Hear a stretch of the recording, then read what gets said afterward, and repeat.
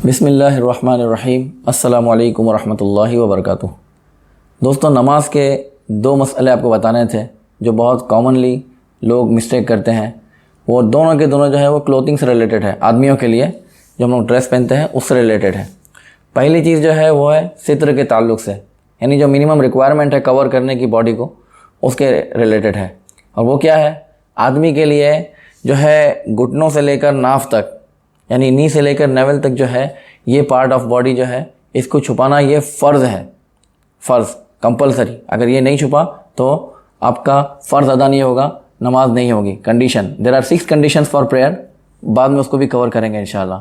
तो हमारी जो क्लोथिंग होती है आजकल, इसमें एक तो ये कि शॉर्ट्स पहनकर लोग नमाज़ पढ़ते हैं, और वो शॉर्ट्स ऐसे होते हैं घुटने के नीचे तो होते हैं, लेकिन जब वो बंदा बैठता है तब जो है उसका घुटना खुल जाता है। ये रॉन्ग है।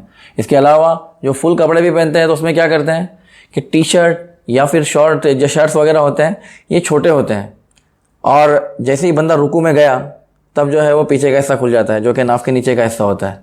सजदे में गया तो और खुल गया। तो ये भी जो है गलत है। ये दोनों चीज़ों को अवॉइड करें और अपनी नमाज़ों को प्रॉपर तरीके से अदा करें। अब दूसरी चीज़ क्या है? वो है फ़ोल्ड करना। कपड़ों को फ़ोल्ड करना ये मना है। हदीस शरीफ में आया है कि हुज़ूर सल्लल्लाहु ताला अलैहि वसल्लम ने फरमाया कि हमें हुक्म दिया गया कि 7 हड्डियों पर सजदा करें और अपने कपड़ों और बालों को फ़ोल्ड ना करें नमाज़ों में।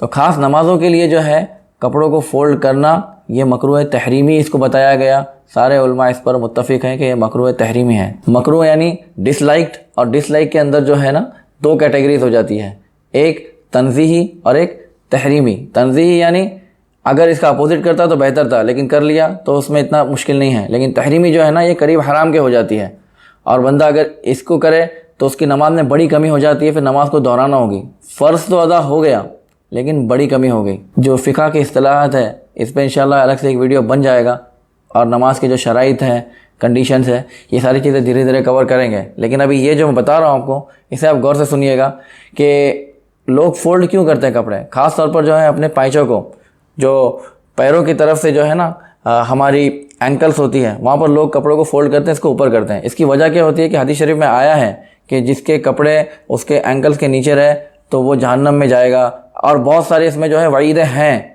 कि ऐसे कपड़े लटकाने वाला जो है वो जहन्नम में जाएगा। पहले के लोगों में ये ट्रेंड था कि वो लोग जो है ना अपने कपड़ों को लटकाया करते थे।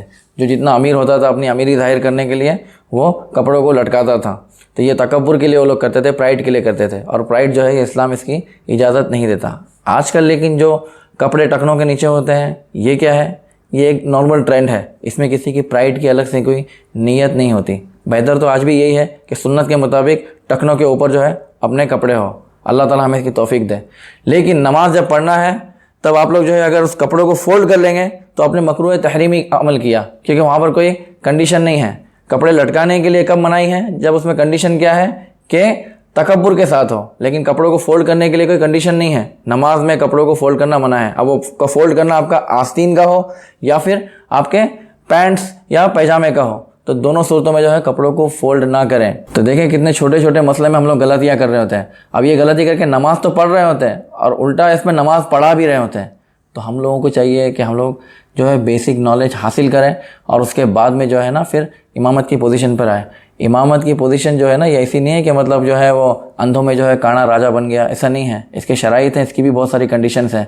लोगों की किरात ही ठीक नहीं होती, फिर उसके बाद में इमामत के लिए खड़े हो जाते हैं। तो इमामत का शौक़ रखना जो है ना ये बुरा नहीं है, लेकिन सीखे बिना जो करना है ना ये बात गलत है। इसके लिए प्रॉपर सीखें, उसके बाद में जो है ना फिर इमामत की पोजीशन पे आके नमाज़ पढ़ा सकते हैं। उसकी कंडीशन, किरात वगैरह के मसाइल होते हैं।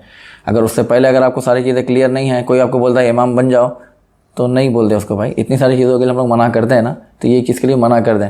हमारी खुद की नमाज़ सही होगी तब तो हम दूसरों की नमाज़ पढ़ा सकते हैं, वरना फिर हम तो डूबेंगे सनम, साथ में तुमको भी ले डूबेंगे। अल्लाह ताला हमें दीन की समझ अता फरमाए और कहने सुनने से ज़्यादा अमल करने की तौफीक रफ़ीक अता फरमाए। अपना ख्याल रखें, अपनों का ख्याल रखें। Thank you for watching. जज़ाकुमुल्लाहु खैरा।